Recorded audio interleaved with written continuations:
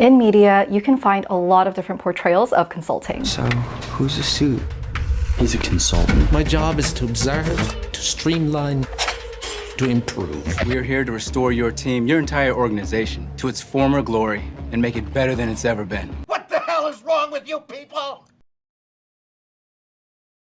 But how much of it is real and which parts are simply myths? As someone who's been a consultant since 2018, I want to share 5 myths about consulting and how much of it is actually true. Before we get into the video, here's a quick message about this video's sponsor, which is Squarespace. Squarespace is the all-in-one platform to not only build a beautiful website, but to build your brand online. With customizable templates for pretty much any type of website you need, Squarespace makes it super easy to create a place to connect with your audience, whether they're your customers, students, readers, or more. Squarespace also has tons of tools to help you maximize your reach and potential, like social media integration, blogging tools, scheduling, and site analytics. For the past several years, Squarespace has been my go-to for building a website, and most recently, I used Squarespace with my podcast co-hosts to build samchapodcast.com. We started with the Sundo template, and with some personalizations, we ended up with a really cool site to house all of our podcast episodes. Hopefully, it's pretty clear how much I love Squarespace, and if you want to try it for yourself, go to squarespace.com/kchoi for a free trial,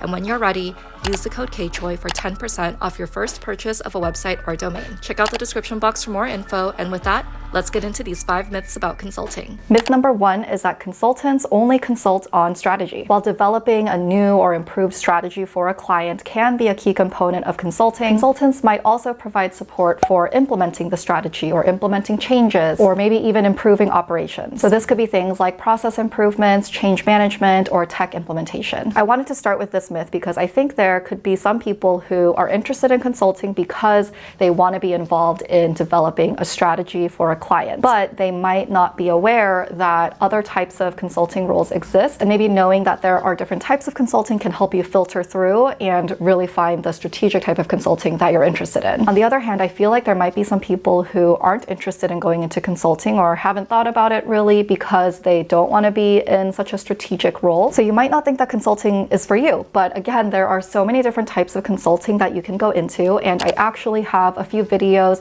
talking about different types of consulting, so definitely go check those out. I'll link those in the description box. Myth number 2 is that consultants are only hired to fix problems. Now, this is actually how I used to describe consulting in a very high-level way. So if someone asks what consulting is, I would say, oh, you help companies fix problems. Maybe they have inefficient operations or their profits are decreasing or whatever it is.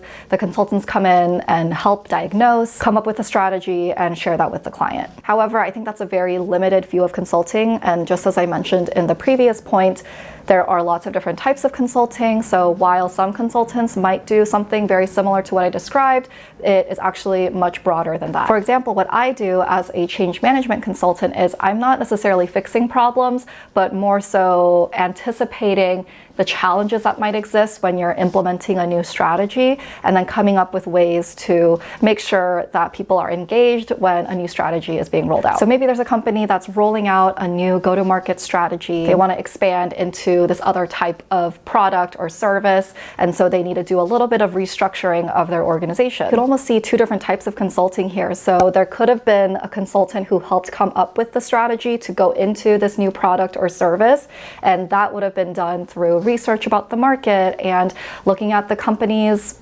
financial history and things like that. So that would be more of that strategy consulting type of work.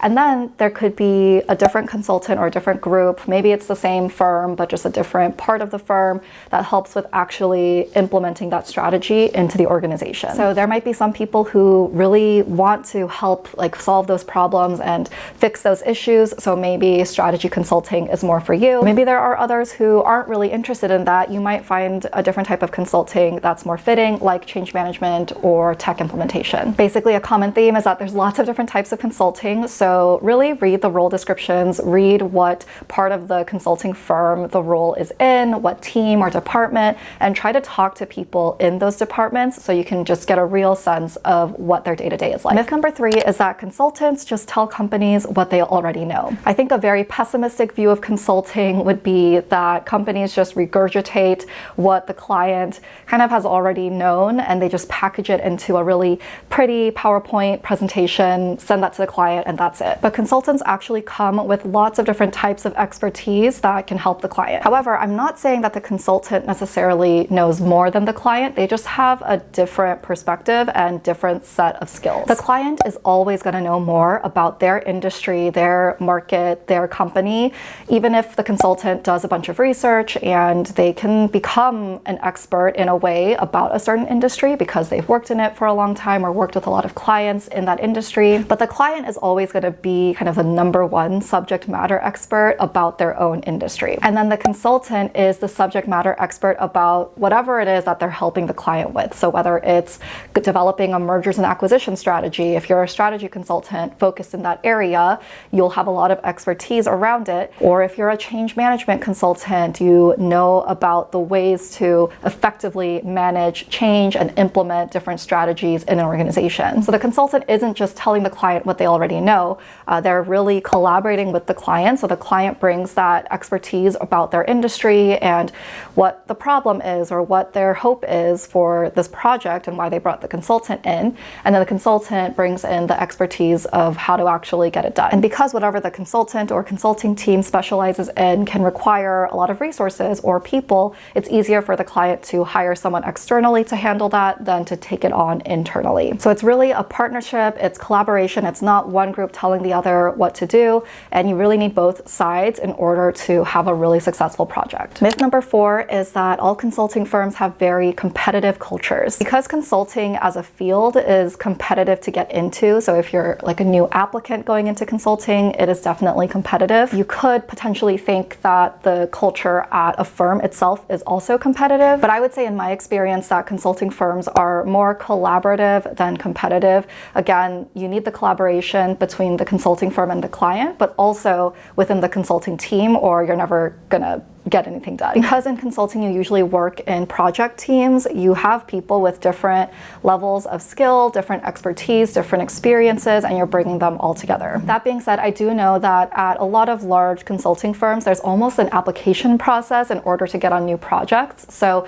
some language that you'll hear is being billable versus being on the bench. So if you're on the bench, it means that you are between projects and you don't have any hours that are billable or like quote unquote can be paid for by the client. And so when you're on the bench or maybe anticipating that you're about to be on the bench, you're kind of, shopping internally to find a project to get onto. And even though there might be a formal portal that you can go on in order to look at and request to be on projects, it's often by word of mouth or just your experience working with other people that helps get you connected to future projects. So I do think, this myth is half true because it can be seen as competitive in terms of trying to get onto a project, especially one that is really interesting and that maybe a lot of people want to be on. But ultimately, I think if you are doing great work on your project, you're collaborating with others, and you're just creating this good reputation for yourself by focusing on doing your work well, then that will ultimately help you in the future, and you don't necessarily have to think of it so much as a competition. And maybe that's just me being a little bit more on the optimistic side, but I do know that when I lead projects, I really try to help people,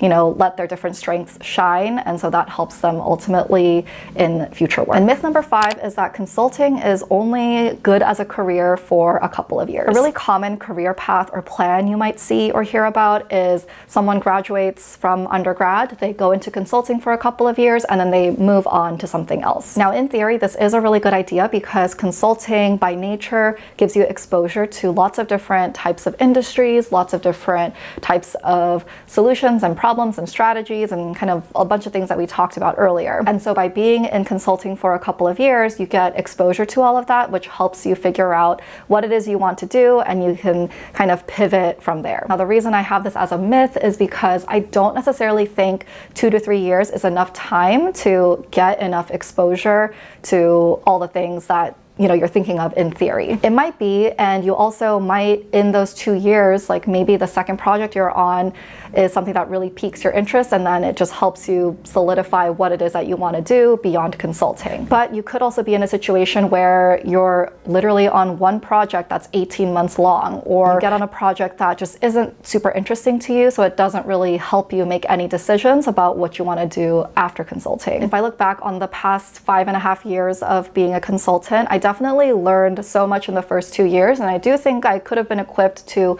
go into something else after that. But even the several years after those first 2 years, I've continued to learn so much, and also have been learning different types of skills. So it started out with just knowing how to build things or how to just do my work well. And then it has evolved a little bit more into leading projects and selling more work to clients and managing people. So I've just been having so many different things that I've been learning that if I had left consulting after 2 or 3 years, I wouldn't necessarily have had the same experience. And of course, you will learn these skills in many other types of industries, not just consulting. So I'm not saying that only in consulting you can learn those other skills, but my point is that there is life beyond just the first 2 years of being a consultant. So those were 5 myths about consulting. Let me know if I changed your perspective on any of those, and also let me know what other myths about consulting there are that you would like me to talk about. I hope if you're interested in going into consulting that this just helped make the picture a little bit clearer for you, because I know, again, consulting is such a broad industry that it can be difficult to kind of jump in and be overwhelmed by all the different types of jobs out there. Let me know in the comments what other questions you have about consulting, and if you've made it this far, thank you so much for watching, and I will see you in the next one. Bye!